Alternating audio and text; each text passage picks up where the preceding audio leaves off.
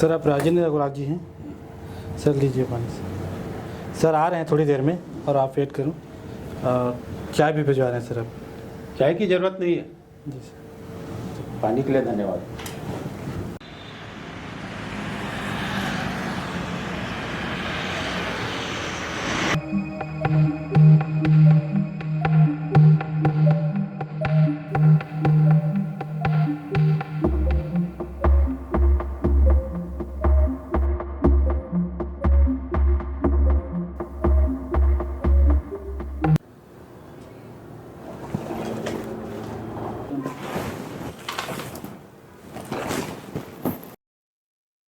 नमस्कार वकील साहब। नमस्कार नमस्कार अग्रवाल जी, बैठिए बैठिए बैठिए।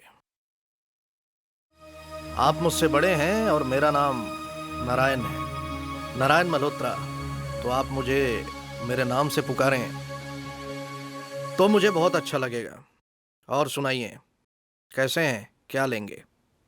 चाय, कॉफी या और कुछ? मेरा हाल तो आप जान ही चुके होंगे, मैं कितनी परेशानी में चल रहा हूँ।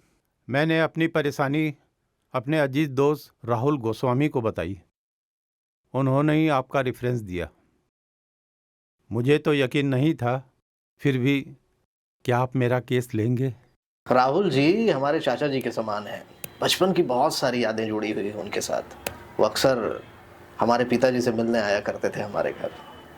अगर उन्होंने कुछ बोला है तो डेफिनेटली मुझे करना पड़ेगा। रिश्तों के लिहाज से यदि आप मेरी ज़िंदगी को देखें तो मैं बहुत बदकिस्मत ही रहा हूँ। हर जगह मुझे तकलीफ ही मिली है। जी, गोस्वामी चाचा जी ने बताया अग्रवाल जी आपके बारे में। साथ ही साथ उन्होंने ये भी बताया कि कैसे आप मिडिल क्लास फैमिली से ऊपर उठकर आज इतने बड़े बिजनेसमैन बन गए हैं। पर आप पर अपनी बीवी का मर्डर का इल्जाम लगा हुआ है। मैं बहुत बुरी तरह फंस गया हूँ। मन तो करता है कि मैं मर जाऊं। मेरा कोई केस लेने को तैयार ही नहीं है। इसलिए नहीं कि मैं गुनाहगार हूं, बल्कि इसलिए कि मेरे खिलाफ जो वकील है वो सिखा ताम्रकार है। आपके खिलाफ जो वकील है वो सिखा ताम्रकार है, इससे आप गुनाहगार कैसे हो जाते हैं? आप तो जानते हैं कितनी बड़ी वकील है वो। उसके सामने कोई खड़ा ही नहीं होना चाहता। आधा केस तो मैं यहीं हार गया हूं। सब उम्मीद टूट चुकी है। बस अब आप ही मेरी आखिरी उम्मीद हो। रिलैक्स अग्रवाल साहब, पानी पीजिए। देखिए, जो अदालत में फैसले होते हैं वो सबूत और गवाह के बेस पे होते हैं। स्थितियों और परिस्थितियों पर निर्भर करते हैं। कोई वकील कितना बड़ा है, कितना छोटा है, इस पर निर्भर नहीं करता वो। अगर आप दोषी हैं तो दोषी हैं, अगर आप निर्दोष हैं तो निर्दोष हैं। मैं तो निर्दोष हूं, लेकिन मुझे निर्दोष साबित करना बस आपके हाथ में है। नहीं तो जेल जाने से मुझे कोई रोक नहीं सकता। एक वकील को बहुत ज्यादा इमोशनल नहीं होना चाहिए अग्रवाल जी। मुझे आपके साथ पूरी सिंपैथी है, लेकिन जब तक मैं इस केस के बारे में सच सच जान नहीं लेता मैं ये केस नहीं ले सकता। 8-10 दिन से मैं भी इस केस पर रिसर्च कर रहा हूं, पर मैं कुछ सवाल जवाब पूछना चाहूंगा आपसे। आपके पॉइंट ऑफ व्यू जानना चाहूंगा, फिर मैं आगे बढ़ सकता हूं। जी पूछिए, मैं आपके सब सवालों का सच सच जवाब दूंगा नारायण साहब। कहते हैं वकील और डॉक्टर से कोई चीज छुपानी नहीं चाहिए, नहीं तो मर्ज का इलाज ठीक से नहीं हो पाता। आगे मैं आपसे जितने भी सवाल पूछूं उसका प्लीज सच सच जवाब दीजिएगा। जी बिल्कुल, मैं आपके सारे सवाल का सच सच जवाब दूंगा। एक सवाल पूछूं आपसे अग्रवाल साहब, क्या सचमुच आपने अपनी बीवी का कत्ल किया है? ये कैसा सवाल है? मैंने अपने बीवी का कत्ल नहीं किया। मैं निर्दोष हूं, तभी तो मैं आपके पास आया हूं। रिलैक्स अग्रवाल जी, बैठ जाइए, गुस्सा मत करिए। मैंने कहा था ना अग्रवाल जी, मैं जब तक इस केस के बारे में सच सच नहीं जान लूंगा मैं आगे नहीं बढ़ूंगा, ना ही केस लूंगा। आपको मुझे संतुष्ट करना पड़ेगा। जी बिल्कुल संतुष्ट करूंगा मैं आपको। और क्या क्या सवाल है पूछिए आप। तो जैसा कि आपने बताया अग्रवाल साहब कि आपने अपनी बीवी का कत्ल नहीं किया है, लेकिन जब से मुझे पता चला है कि इस केस को मुझे लड़ना है, मैंने भी इस केस पर कुछ रिसर्च की है। मुझे किसी एंगल से आप निर्दोष नहीं लगे। क्या आपके लिए काफी नहीं है कि मैं बता रहा हूं कि मैं निर्दोष हूं? क्या आप मुझसे ज्यादा जानते हैं कि मैं दोषी हूं? 8-10 दिन में आप मुझसे ज्यादा जान गए, ये बताना चाह रहे हैं आप? ठीक है, अगर आपको लगता है अग्रवाल साहब कि मुझे कुछ नहीं मालूम, तो चलो गुफ्तगू करते हैं, बात को आगे बढ़ाते हैं। आपको कहीं जाने की जल्दी तो नहीं है ना? हड़बड़ी में तो नहीं है ना अग्रवाल साहब आप? नहीं, आपसे बात करने के अलावा इस वक्त मेरे लिए कुछ भी इंपॉर्टेंट नहीं है। आखिर मेरी जिंदगी का सवाल है। पूछिए, आप क्या पूछना चाहते हैं? तो बताइए, आपकी बीवी का मर्डर कब और किन हालात में हुआ? जो आप जानते हैं एग्जैक्टली वही बताइए। मैं तो उस वक्त घर में नहीं था, ऑफिस से आया था, और जैसे ही घर में आया। कब आया आप घर? सुबह या शाम? लगभग कितने बजे के आसपास? मैं शाम को अपने घर पहुंचा। 6 या 7 बज रहे थे, ठीक टाइम याद नहीं है। 6 या 7 बजे अग्रवाल साहब। 6 और 7 के बीच में 1 घंटे का फर्क होता है। 1 घंटे में कुछ भी हो सकता है, किसी औरत का मर्डर भी हो सकता है। एग्जैक्ट टाइम बताइए अपने घर पहुंचने का अग्रवाल साहब, एग्जैक्ट टाइम। मैं आम दिनों की तरह अपने घर आया था। कोई समय देख के आता है अपने घर में? मुझे ठीक ठाक याद नहीं। शायद मैं 6:30 बजे तक पहुंचा था अपने घर। अदालत में यह सवाल आपसे जरूर पूछा जाएगा अग्रवाल जी कि आप ठीक कितने बजे अपने घर पहुंचे थे? ठीक तो मुझे याद नहीं है। मेरा घर है करेंसी टावर में और ऑफिस है कालीबाड़ी में। उस दिन मैं 6 या 6:10 को ऑफिस से निकला था। वैसे तो ये रास्ता 15 मिनट का है, लेकिन शाम को ट्रैफिक की वजह से 10 से 12 मिनट एक्स्ट्रा लग जाते हैं। फिर भी ये आप मान के चलिए कि लगभग मैं 6:40 को घर पहुंचा हूँगा। गुड, धीरे धीरे याद करने से सब कुछ याद आने लगता है अग्रवाल साहब। जिस दिन हादसा हुआ उस दिन आपको घर पहुंचने का ठीक समय मालूम नहीं है, तो चलिए मैं कुछ बताता हूं। कालीबाड़ी के पास लगे मोबाइल टावर के पास 6:14 में आपका मोबाइल का लोकेशन था। फिर बहुत सारे टावरों से क्रॉस करने के बाद ठीक 6:47 पर करेंसी टावर के पास लगे मोबाइल टावर के पास आपका लोकेशन था, जो आपके घर के बेहद पास है। आप घर गए होंगे, गाड़ी पार्क किया होगा पार्किंग में, लिफ्ट से ऊपर चढ़े होंगे। ये सारा समय को भी अगर हम काउंट करें तो 5-10 मिनट इसमें भी लग सकते हैं। यानी कि लगभग 6:55 के आसपास आप अपने घर में इंटर किए होंगे। तो 6:40 तो गलत समय हुआ ना अग्रवाल साहब? इतने डिटेल में आपको कैसे मालूम मेरे रूटीन के बारे में और ये टावर के बारे में? मैंने कहा था ना अग्रवाल साहब, थोड़ी बहुत हमने भी रिसर्च की है। थोड़ी बहुत ही सही, लेकिन रिसर्च तो की है। पर 5 या 10 मिनट से क्या फर्क पड़ता है मल्होत्रा साहब? पोस्टमार्टम का नाम सुना है अग्रवाल साहब? पोस्टमार्टम में मौत का टाइम लिखा होता है। अगर जिस टाइम पे मौत हुआ है उस टाइम पर अगर लोकेशन पे आप थे ही नहीं तो समझो आप निर्दोष हैं। वाह वकील साहब वाह, आपने तो पूरा केस ही सॉल्व कर दिया। जब मैं मौके पे था ही नहीं तो मैंने तो कत्ल किया नहीं। एक आम आदमी और एक वकील में यही बेसिक डिफरेंस होता है अग्रवाल साहब। एक आम आदमी एक पॉइंट के बारे में सोचता है और वकील मल्टीपल पॉइंट के बारे में सोचता है। कभी भी पोस्टमार्टम रिपोर्ट में एग्जैक्ट टाइम नहीं लिखा होता। आपकी बीवी सुधा अग्रवाल, जिनका मर्डर हुआ है, मौत का समय लिखा हुआ है पोस्टमार्टम रिपोर्ट में 6:15 से 7 बजे के बीच, और इस टाइम पर आप अपने घर में उपस्थित थे। यानी कि टाइमलाइन से तो आप निर्दोष साबित नहीं होते अग्रवाल साहब। है? ये तो मैंने सोचा ही नहीं था।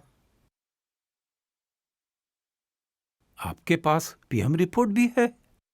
हाँ, लेकिन वो जरूर सोचेगी शिखा ताम्रकार, क्योंकि वो बहुत बड़ी वकील है। वो इसीलिए बड़ी वकील है अग्रवाल साहब कि वो हर पॉइंट के बारे में सोचती है। मुझे लगता है उसकी मौत सीढ़ियों से गिरने की वजह से हुई थी, क्योंकि मैं जब घर पहुंचा वो सीढ़ियों के नीचे पड़ी हुई थी। फिर आपने क्या किया? सबसे पहले सबसे पहले मैंने अपनी बीबी को हिलाकर देखा, कहीं वो बेहोश तो नहीं है। उसके सर के पीछे से खून निकल रहा था और सांस भी नहीं चल रही थी। फिर आपने क्या किया? मैंने पहले चेक किया, फिर एम्बुलेंस को फोन किया। इससे पहले भी आपने कुछ किया था अग्रवाल साहब, ठीक से याद कीजिए। नहीं, मुझे अच्छी तरह याद है, इससे पहले मैंने कुछ नहीं किया। फिर से याद कर लीजिए, हर छोटी सी छोटी बात जो आपको याद आ रही हो। सबसे पहले घर में घुसते ही आपने क्या किया वो याद कर लीजिए। मैंने बताया था ना आपको, मैंने पहले चेक किया, फिर एम्बुलेंस को फोन किया, अस्पताल पहुंचकर पुलिस को फोन किया। रिलैक्स अग्रवाल साहब। फिर अपने मिठाई का डब्बा कहाँ रखा आपने? फोरेंसिक को आपके घर से मिठाई का डब्बा मिला है जो आप राम प्रसाद मारवाड़ी की दुकान से लिए थे। क्यों, ठीक कहा ना मैंने? जी, ये एकदम सही कहा आपने, लेकिन इतनी डिटेल में आपको कैसे मालूम? क्योंकि कुछ दिनों से मैं भी इस केस पर रिसर्च कर रहा हूं। सिर्फ 8-10 दिनों से आप हमेशा की तरह अपने घर के लिए निकले और राम प्रसाद मारवाड़ी की दुकान से पेड़ा का डब्बा लिया जो आप बताना भूल गए थे।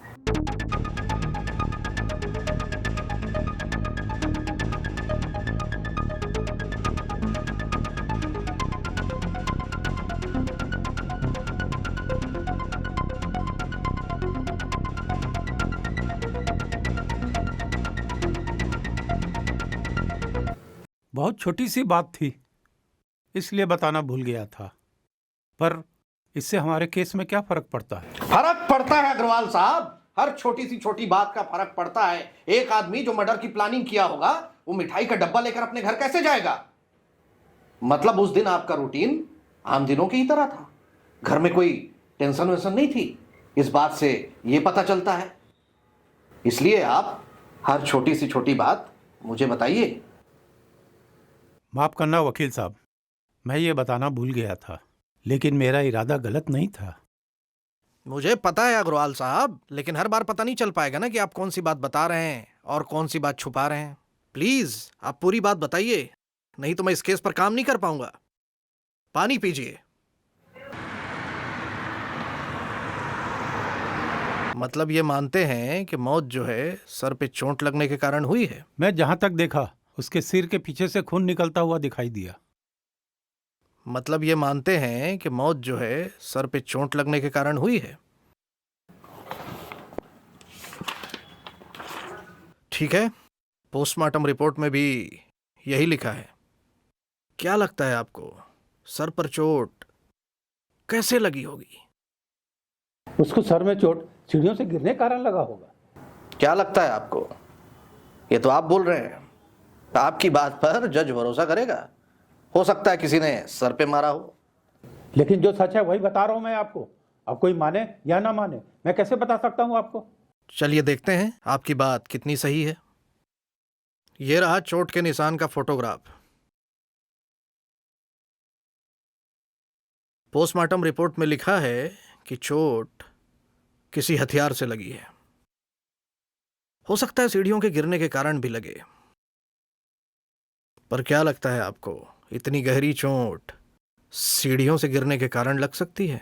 क्यों नहीं लग सकती गहरी चोट? लंबी सीढ़ियां हैं।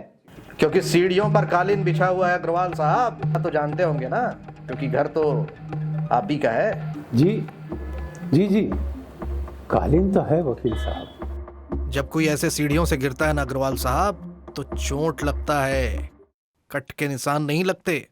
ये देखिए फोटोग्राफ, कट के निशान दिख रहे हैं जो किसी हथियार से किए गए हैं, और पोस्टमार्टम रिपोर्ट भी यही कह रही है।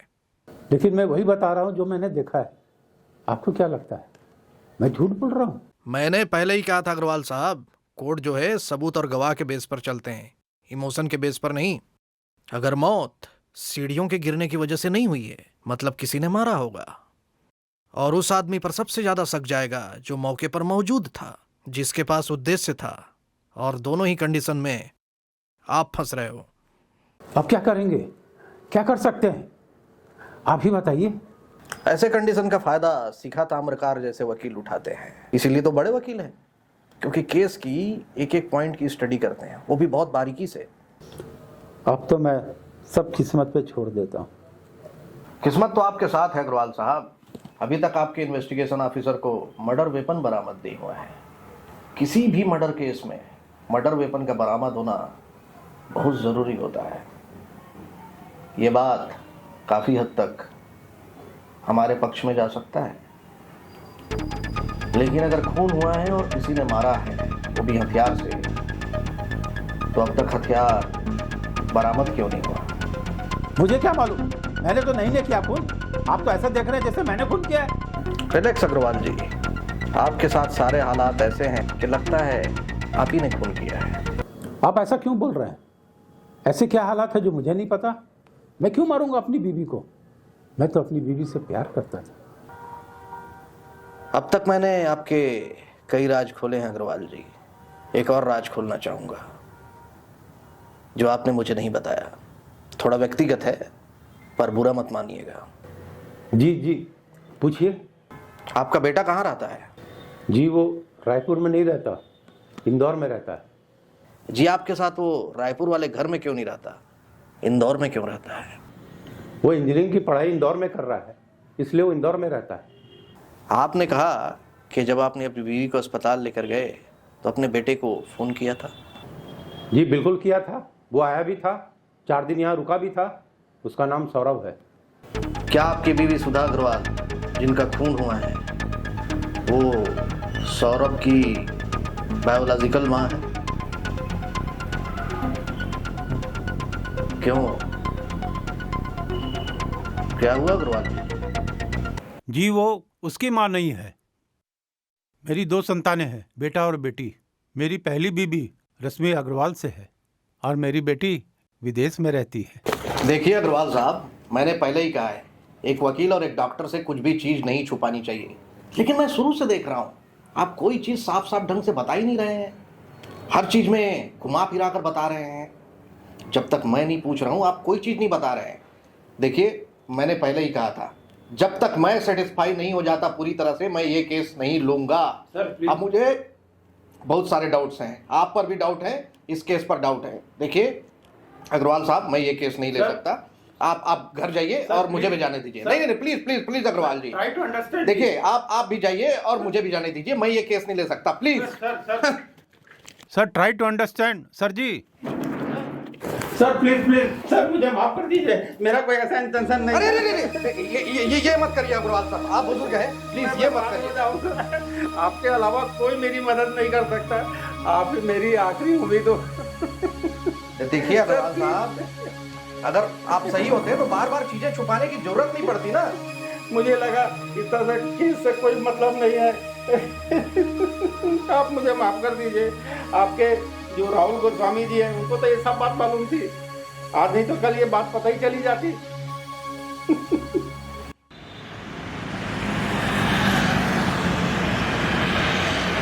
आपको क्या लगता है अग्रवाल जी, यह सवाल केस के लिए जरूरी नहीं था?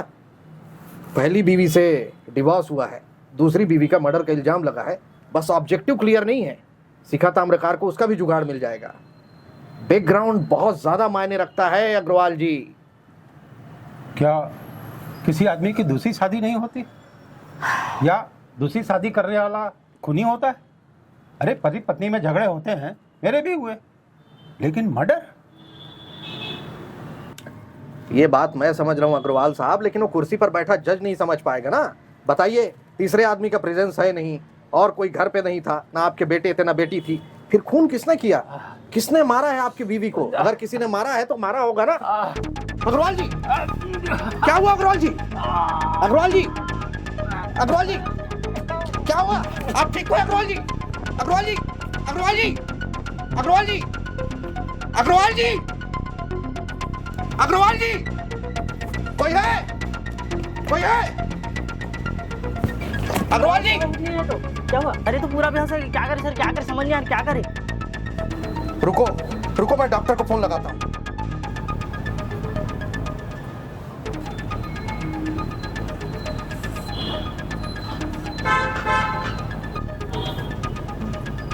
नारायण जी, मैं ठीक हूँ। अग्रवाल जी, मैं ठीक हूँ। ठीक हूँ मैं। अग्रवाल जी, जी जी। ठीक है, उठिए उठिए उठिए। आप ठीक तो है ना अग्रवाल जी? ये क्या हो गया था आपको?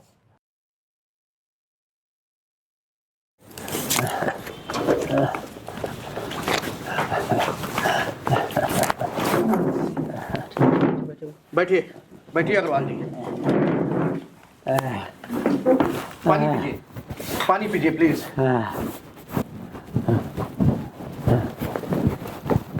आता हूँ सर। हाँ तुम जाओ। आप ठीक तो है ना अग्रवाल जी? ठीक है ना आप? मुझे लगता है अग्रवाल साहब, अब ये मीटिंग खत्म करनी चाहिए। आपको डॉक्टर की सख्त जरूरत है और मैं आपको डॉक्टर के पास छोड़ के आऊंगा। ये मीटिंग हम सब बाद में करेंगे। नहीं नहीं नहीं, ये मीटिंग मत खत्म करिए। भाई मैं मर जाऊं, एक बात मैं बताऊं, ये है मेरी बेगुनाही का सबूत। पिछले 10 सालों से मुझे ये बीमारी है और ना जाने कितनी बीमारी है इस शरीर में, पर मैं दवाई के भरोसे से जिंदा हूं। पता नहीं कब बिस्तर से लग जाऊं। आपको क्या लगता है ये बूढ़ा लाचार आदमी प्लान करके अपनी बीवी का मर्डर कर जेल जाना चाहेगा? और ऐसे हालात में वो कितना दिन जिंदा रह पाएगा?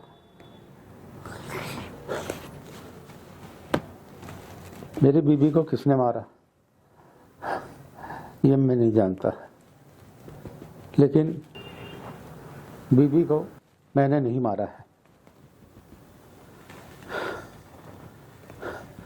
अब मेरी किस्मत में जेल है तो जेल ही सही।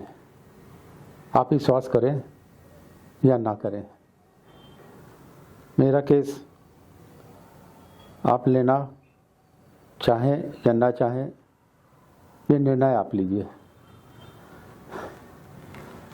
मुझे इजाजत दीजिए। देखिए अग्रवाल साहब, ये सब बातें हम बाद में भी करते रहेंगे। आज तो कम से कम मैं आपको अकेले जाने नहीं दूंगा, क्योंकि आपकी तबीयत।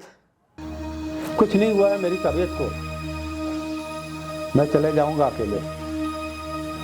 मरना होगा तो मर जाऊंगा। अग्रवाल साहब आप बुजुर्ग हैं, मैं आपकी बहुत इज्जत करता हूं। प्लीज भगवान के लिए ऐसी बात मत करें। देखिए ऐसा है कि मैं आपको घर छोड़ देता हूं या हॉस्पिटल छोड़ देता हूं, जैसा आप चाहें। अकेले आप गाड़ी नहीं चला सकते, आप गाड़ी चलाने की हालत में नहीं है। एक काम करिए, आप मेरे गाड़ी से चलिए, मैं आपको अपनी गाड़ी से छोड़ देता हूं। मैं आपकी गाड़ी कल भिजवा दूंगा। प्लीज समझिए, प्लीज। ठीक है, चलिए अग्रवाल साहब।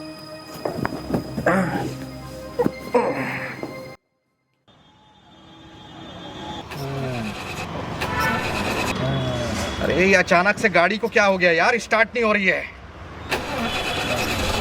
अग्रवाल जी लगता है मेरी गाड़ी में कुछ दिक्कत है। एक काम करते हैं, आपकी गाड़ी में चलते हैं, मैं आपको छोड़ दूंगा, मैं कैब से वापस आ जाऊंगा। आप मैनेज कर लेंगे ना? जी जी, चलिए चलिए चलिए चलिए।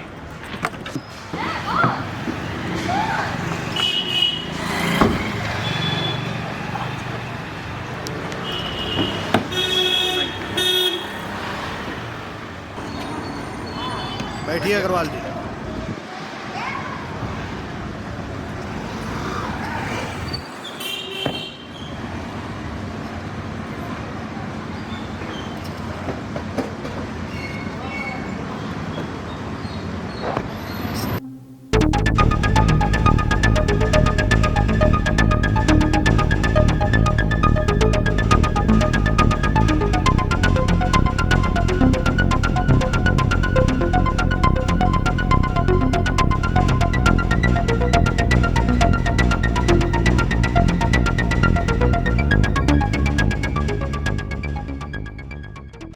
अग्रवाल साहब, इतने सारे पेपर के आर्टिकल क्यों रखे हैं आपने? आपकी तरह मेरे मन में भी ये सवाल था कि मेरी बीवी को किसने मारा। फिर मुझे पता चला कॉलोनी और शहर में ब्लैक मास गैंग सक्रिय है। इसी के जानकारी के लिए मैंने इकट्ठा किया। अगर आप बुरा ना माने तो ये सारे आर्टिकल मैं रख सकता हूँ क्या? हाँ, आप रख सकते हैं।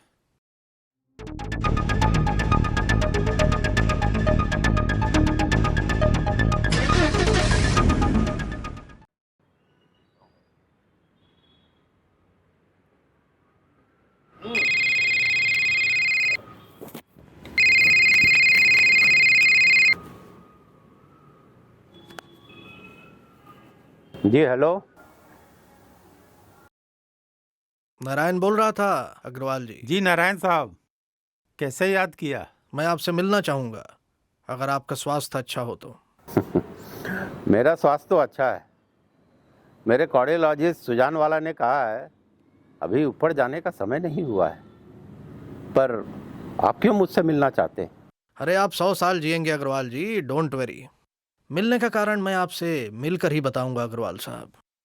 अगर आप गाड़ी चलाने की स्थिति में नहीं हैं तो मैं कार भिजवा देता हूं, बस समय बता दीजिए। नहीं नहीं, आप क्यों तकलीफ करते हैं, मैं खुद ही चला आऊँगा।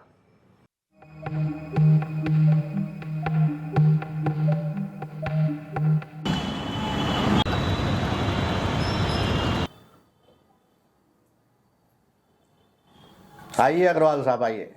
नमस्कार नारायण जी। नमस्कार नमस्कार, आइए आइए, बैठिए।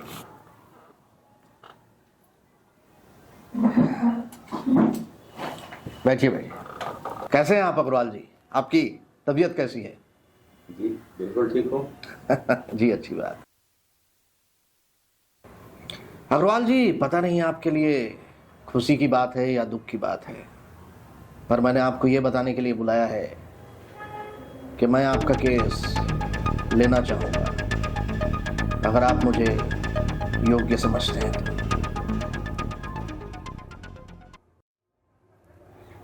क्या हुआ अग्रवाल साहब? पानी मिलेगा क्या? लीजिए लीजिए लीजिए लीजिए लीजिए अग्रवाल साहब, पानी पीजिए।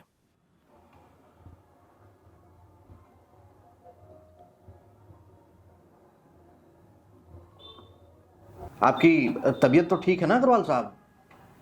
नहीं तो हम बाद में बात करते हैं। आप जानते नहीं ये सब मेरे लिए कितने मायने रखते हैं। आपका हाँ कहना मेरे लिए क्या मायने रखता है। मैं क्यों योग्य नहीं समझूंगा आपको? आप ही तो मेरे आखिरी उम्मीद थे, एक बूढ़े लाचार आदमी के आखिरी उम्मीद। जीवन में बहुत कम केस होता है साहब जिसको लड़ने के बाद पैसा नहीं संतुष्टि मिलती है। आपका केस मुझे कुछ ऐसा ही लगा। फिर मैं तो आपको संतुष्ट नहीं कर पाया था, फिर अचानक। याद है अग्रवाल साहब, उस दिन मैंने आपके कार से कुछ कटिंग्स ली थी, जो कटिंग्स बेसिकली ब्लैक मास के गैंग के बारे में थी। मुझे उसी वक्त समझ में आ गया कि जो व्यक्ति अपनी बीवी की मर्डर की इन्वेस्टिगेशन इतनी गहराई से कर रहा है, कम से कम वो अपनी बीवी का खून तो नहीं कर सकता। और जो लोग प्लान्ड मर्डर करते हैं ना, उनके जवाब भी एकदम प्लान्ड होते हैं, लेकिन अब आपका जवाब भी एकदम टूटा फूटा था। मुझे उसी समय एहसास हो गया था कि आपने प्लानिंग करके तो मर्डर नहीं किया है, इसलिए मैं आपके केस लेने में इंटरेस्टेड हूं।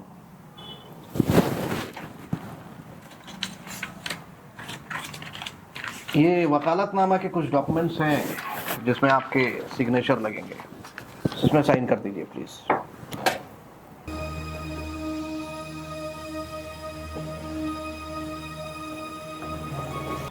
अच्छा, एक बात पूछना था अग्रवाल साहब, ये ब्लैक मास के गैंग के बारे में आपने मुझे क्यों नहीं बताया?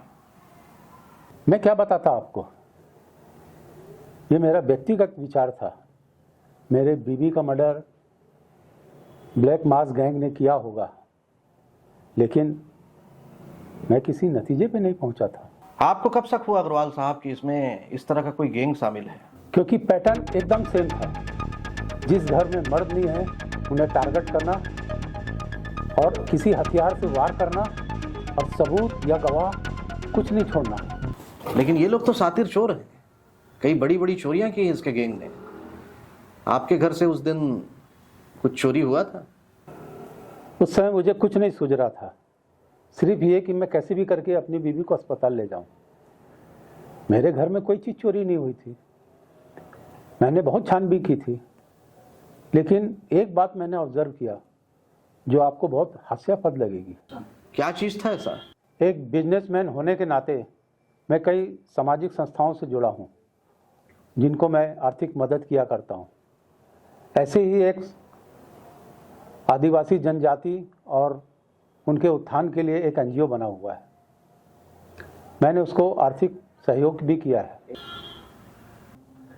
बस्तर में उन्होंने मुझे सम्मान के लिए बुलाया था और कुछ जड़ी बूटी की बनी हुई लकड़ी की एक मूर्ति मुझे प्रतीक चिन्ह के रूप में दी थी।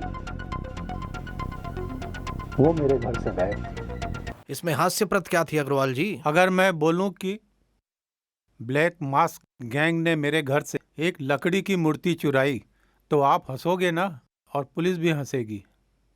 आपके पास मूर्ति की फोटो है क्या अभी फोन पर? हाँ है।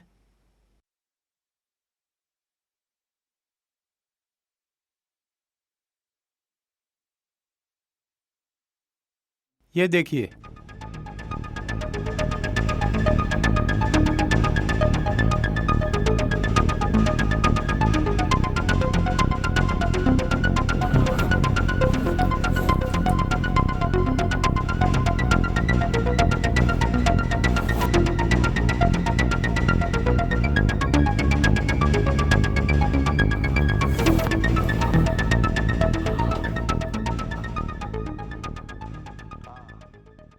अभी भेजा है, देखो। आपने पेपर कटिंग काटकर ब्लैक मास्क गैंग के बारे में रिसर्च तो कर लिया, ये भी पता लगा लिया कि उनके मर्डर का पैटर्न कैसा होता है, ये भी जान लिया कि लोग अपना चेहरा नहीं दिखाते। लेकिन शायद आप ये नहीं जान पाए अग्रवाल जी कि इस गैंग के तार इंटरनेशनली भी जुड़े हुए हैं। ये लोग अपनी चुराई हुई ज्वेलरी तक भी भारत में नहीं बेचते हैं। फिर तो ये एंटीक पीस है जिसकी इंटरनेशनल मार्केट में कीमत करोड़ों रुपए में है, भले ही ये भारत में 5-10 हजार रुपए में बिकती हो। करोड़ों की मूर्ति? कोई करोड़ों की मूर्ति मेरे को गिफ्ट क्यों देगा नायन साहब? उनको भी नहीं मालूम है कि इसकी कीमत इंटरनेशनल मार्केट में करोड़ों रुपए की है। यकीन नहीं आता तो राम प्रसाद एंटीक वाले का नंबर दे दूंगा मैं। पिछले 30 साल से एंटीक के बिजनेस में है वो। पुलिस की भी मदद करता है बीच बीच में, आप उससे जाके पता कर सकते हैं। मैं यकीन के साथ कह सकता हूं कि जिस दिन ये खबर प्रकाशित हुई होगी ना अखबार में, उसी दिन से ब्लैक मास्क गैंग वाले पीछे पड़ गए होंगे आपके। ये उनका पहला केस नहीं है इस तरह का। ये तो मैं सोच भी नहीं सकता था कि ऐसा हो सकता है। इसीलिए कहते हैं अग्रवाल साहब कि एक डॉक्टर और एक वकील से कभी कुछ भी नहीं छुपाना चाहिए। आप पहले ही बता दिए होते ये सब तो बहुत कुछ क्लियर हो जाता। हम अब तक यही तो खोज रहे थे ना कि आपकी बीवी को अगर आपने नहीं मारा तो फिर किसने मारा। आज उस सवाल का जवाब मिल गया। आपके ससुराल वालों को बड़ी निराशा होगी।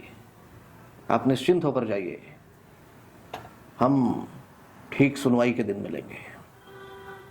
3 बार सुनवाई और नारायण के शानदार आर्गुमेंट के कारण राजन अग्रवाल अपनी पत्नी के मर्डर केस में बाइज्जत बरी कर दिए जाते हैं। साथ ही साथ कोर्ट पुलिस को आदेश देती है कि ब्लैक मास्क गैंग को पकड़ने के लिए 4 लोगों की स्पेशल यूनिट भी बनाए।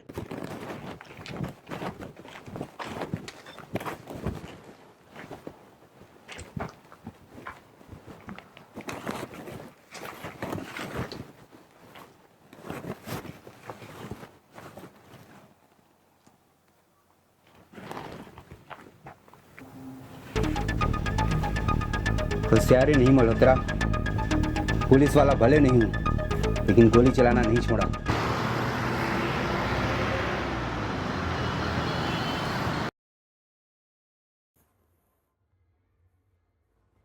क्या बात है नारायण साहब, बैठने के लिए भी नहीं जाएंगे?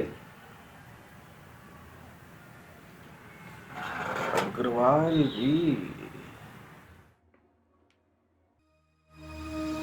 आपको देखकर कहीं खो सा गया था अग्रवाल जी। मैं वो सारा टाइम याद आ गया जो आपके साथ बिताए थे, और भी काफी चीजें याद आ गई। आइए ये बैठिए, स्वागत है आपका।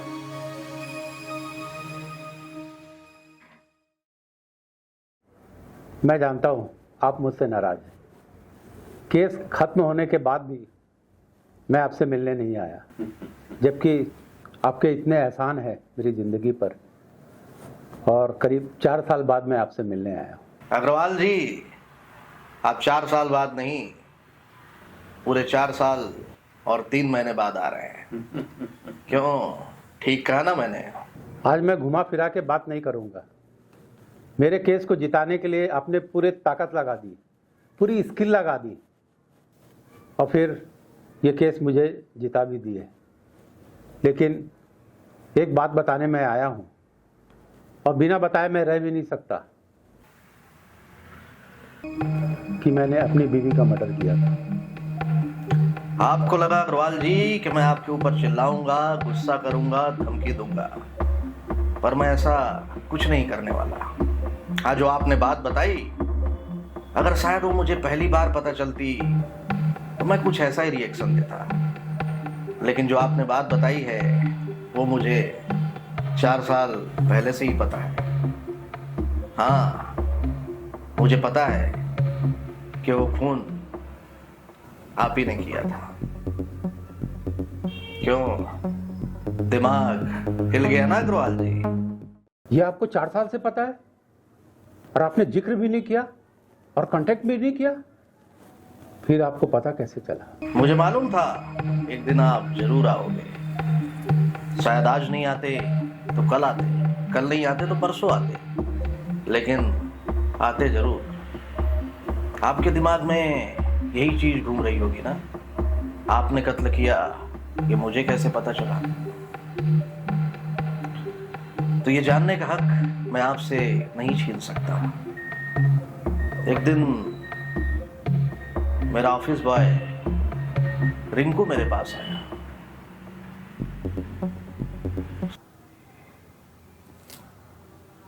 हाँ, आओ ना रिंकू, अंदर आओ।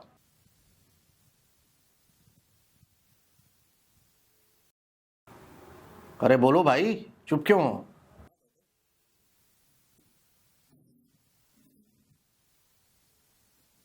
सर, अग्रवाल का केस आपको फिल्मी जैसा नहीं लगता सर?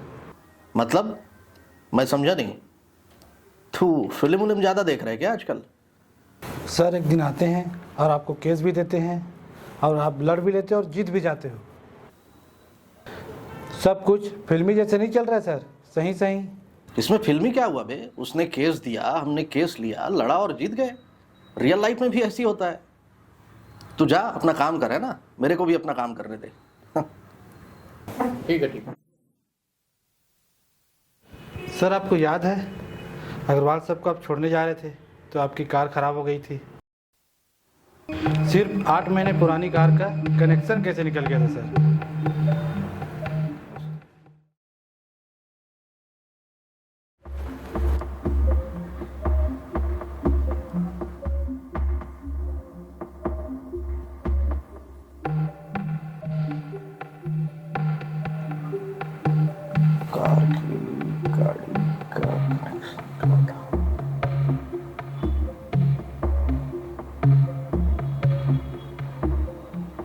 जब रिंकू ने मुझे कार की बात बताई, तब मेरे दिमाग के सारे कार दौड़ने लगे, फिर सारे तार जुड़ने लगे। मेरा कार खराब होना इत्तेफाक नहीं था, बल्कि आपके प्लानिंग का हिस्सा था। आप जानते थे कि मैं आपके कार से जाऊंगा और ब्लैक मार्क्स वाला पेपर आर्टिकल जरूर उठाऊंगा, और आपके केस के ऊपर से ध्यान हटके पूरी तरह से ब्लैक मार्क्स गैंग के ऊपर डाइवर्ट हो जाएगा। जब कार खराब होना प्लानिंग की हिस्सा थी अग्रवाल साहब, तो डेफिनेटली आपका तबीयत खराब होना भी प्लान का हिस्सा रहा होगा, ये मैं समझ गया। वो क्या नाम बताया था अपने कार्डियोलॉजिस्ट का आपने? हाँ, डॉक्टर सुजान वाला, मशहूर कार्डियोलॉजिस्ट छत्तीसगढ़ के डॉक्टर सुजान वाला। वहां जाकर पता चला कि राजन अग्रवाल नाम का उनका कोई पेशेंट नहीं है। फिर आपका डॉक्टर कौन है वो भी पता चला, लेकिन बहुत बाद में।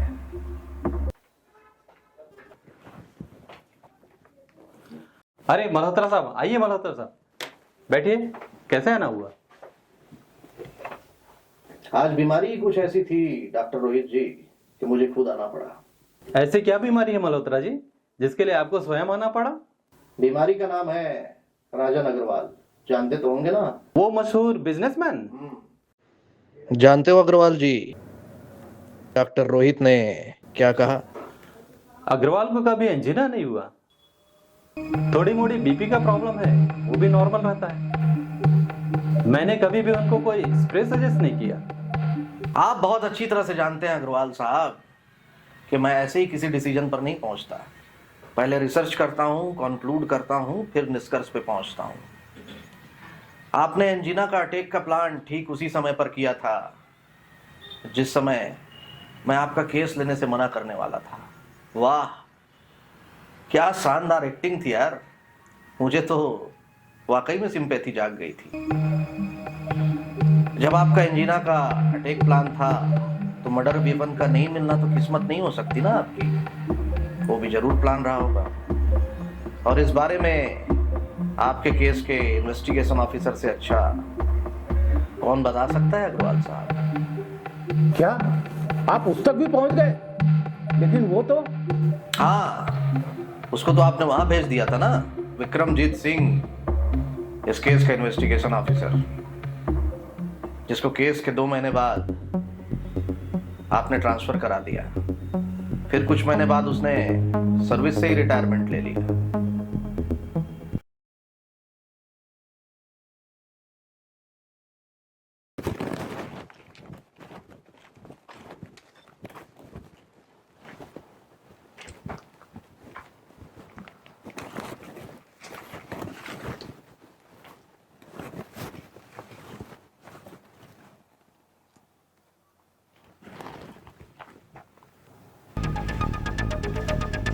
होशियारी नहीं मल्होत्रा, पुलिस वाला भले नहीं लेकिन गोली चलाना नहीं छोड़ा। ओ, विक्रमजीत सिंह, यकीन नहीं था कि तुम ऐसे स्वागत करोगे।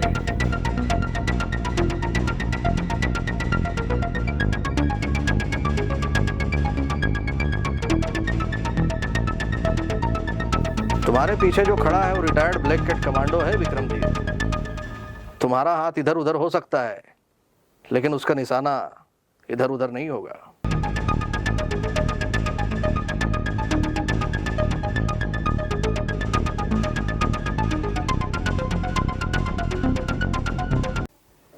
मुझसे क्या चाहते हो मल्होत्रा साहब? बस 2 सवालों के जवाब। अग्रवाल मर्डर केस में मर्डर वेपन तुमने छुपाई थी? अगर छुपाई थी तो फिर क्यों छुपाई थी? तो बैठ के बात करते हैं मल्होत्रा साहब।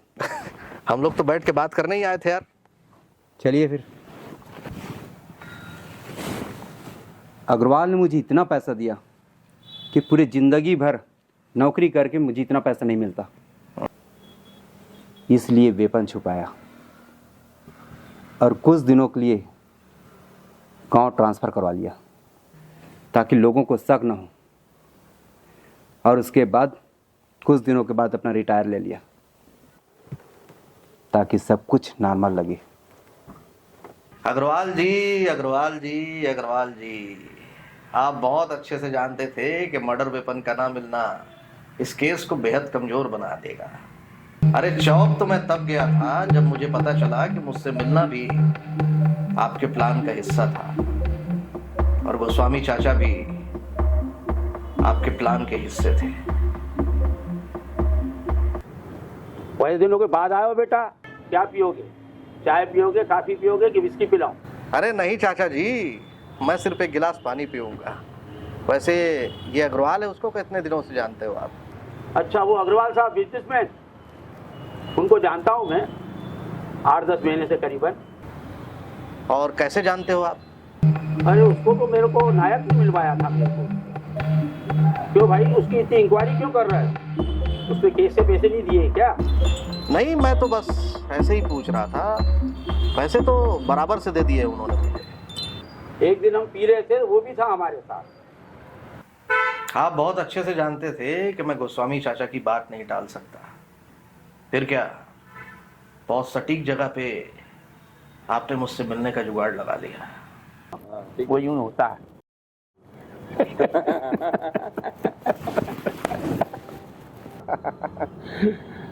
पूरा 1.5 दिन हो गया बैठे हुए। सही बात है, बहुत दिन बाद बैठ रहे हैं आज।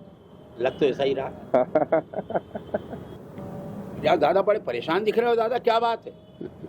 हैं? लगता है ये जाम आप लोगों के साथ आखिरी है। मरने के अलावा मेरे ससुराल वालों ने कुछ नहीं छोड़ा है। ऐसा क्या हो गया भाई? Only suicide. अरे पर ऐसा क्या बात हो गई है दादा, बताओ ना।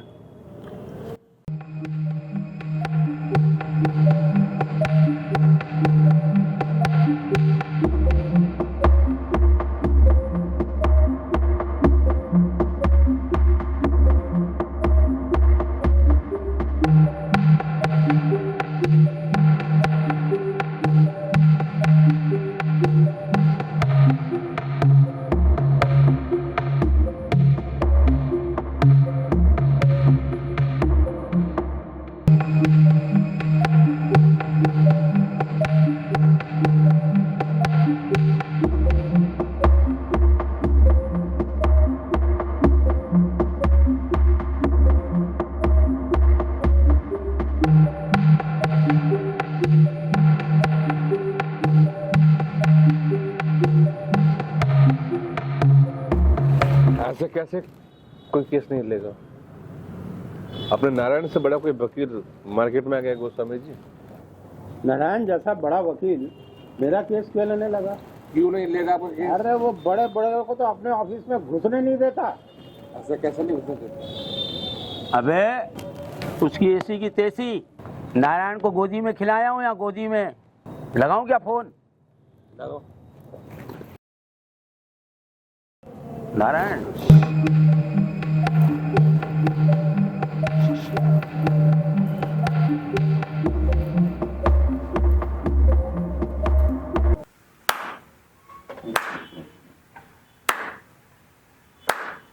वाह, क्या प्लानिंग थी यार, क्या प्लानिंग थी। मैं सोच रहा था कि 7-8 दिनों से मैं उस केस पर रिसर्च कर रहा था। असली रिसर्च तो तुम कर रहे थे यार, हमारे ऊपर, वो भी न जाने कितने महीनों से, कितने सालों से। जब आप सब जानते हैं तो ये भी जानते होंगे कि मैंने मर्डर क्यों किया। बहुत अच्छे से जानता हूं मैं, मर्डर ऑब्जेक्टिव के बारे में भी और सुदर्शन के बारे में भी, जिसे आप अपने बेटे की तरह पाला। सिर्फ पाल पोस कर बड़ा ही नहीं किया, बल्कि बिजनेस में 1% की हिस्सेदारी भी दी, जिसे आपने फुटपाथ से उठाकर इतना बड़ा किया और बिजनेस पार्टनर भी बनाया। और जब आपको पता चला कि उसी ने आपके बीवी के साथ,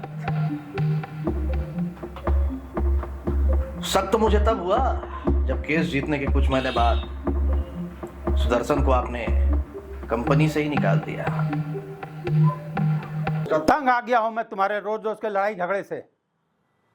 चुपचाप मुझे डाइवोर्स दे दो, एल्यूमनी अमाउंट सेटल कर दो मेरा। मैं डाइवोर्स नहीं दूंगा, तुमको जो करना है कर लो, नहीं मिलेगा डाइवोर्स।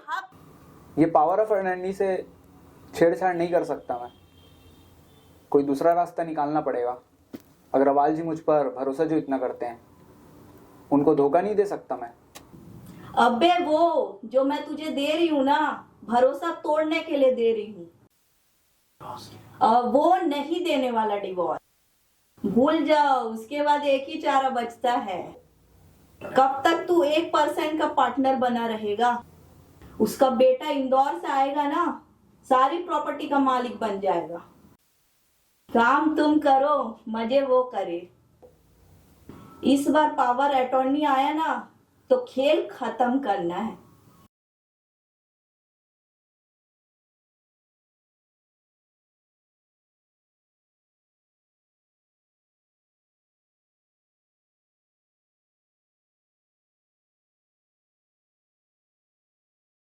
मैं जानता हूं अग्रवाल जी, आपने अपनी पत्नी को जानबूझकर नहीं मारा होगा, ये सब अचानक से हुआ होगा।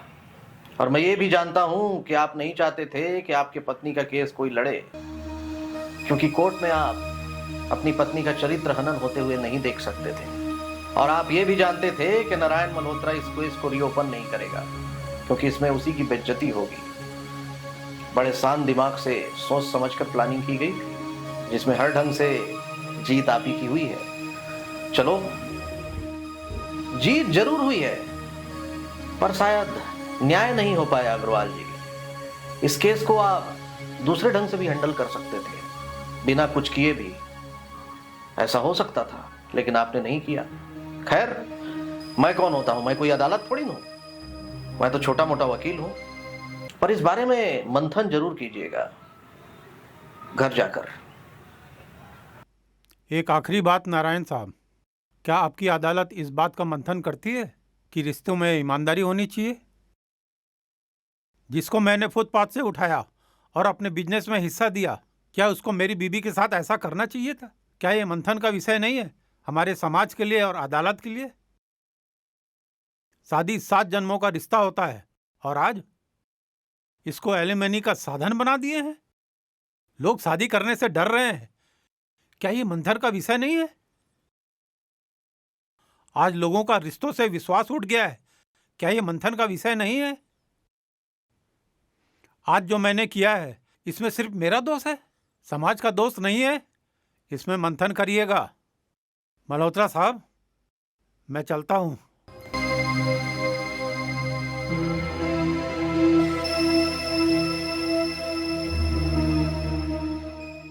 उस दिन के बाद मेरी और अग्रवाल जी की मुलाकात फिर कभी नहीं हुई, पर कुछ महीनों बाद वो मेरे ऑफिस में आकर की मूर्ति छोड़कर गए, जिसकी चोरी की झूठी कहानी उन्होंने मुझे सुनाई थी। ये मूर्ति वो मेरा मजाक उड़ाने के लिए छोड़े थे या बेचने के लिए, मुझे नहीं मालूम, पर ये मूर्ति आज भी मेरे ऑफिस में है।